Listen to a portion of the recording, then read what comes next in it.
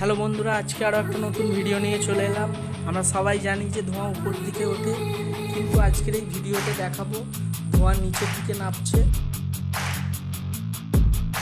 বিজ্ঞানের কোন সূত্র অনুযায়ী নামছে তোমরা কমেন্ট করে জানাও।